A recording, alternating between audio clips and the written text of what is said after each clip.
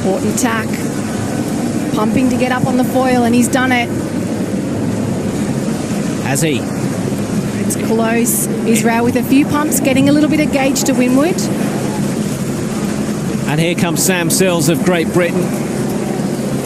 Josh Hami is probably going to fly past him. So at this gate, it is the Netherlands and Israel. And they are building up a lead from New Zealand and Great Britain. Big effort from Luke van Opselen at that top mark, really having to physically pump the boat to windward to get his board not just up on the foil, but also up into the ley line. He's dived slightly earlier. Netherlands and Israel round that mark with a 10-second advantage off the Kiwi. They'll be looking around, they'll be aware of everybody else's position and how much risk they need to take. And at the moment, Opselen will be thinking, I've got this, I just need to get to that finish line in first. New Zealand with that early jibe, just applying a little bit of pressure to the fleet. It's going down at 25 knots at the moment, just closing the gauge, putting Israel under a little bit of pressure here. Jibe by Luke van Opselen. He's just taken the stern there.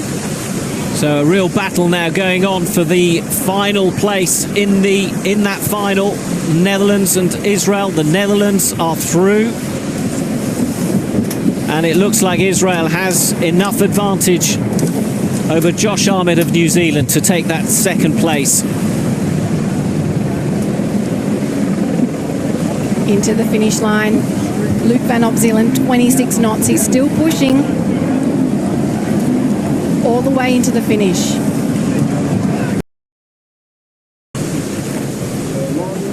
Three minutes now. We've seen these sailors do so many runs at the start line.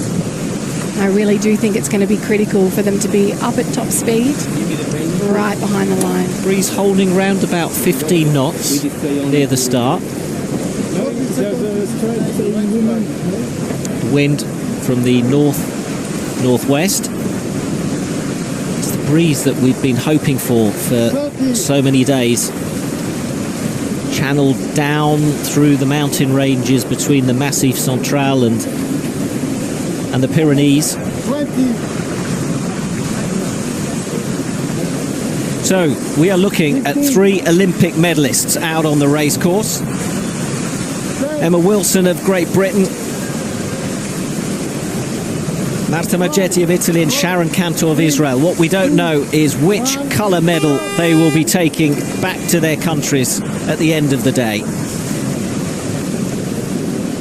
Yeah, Emma Wilson with a bronze medal from Tokyo.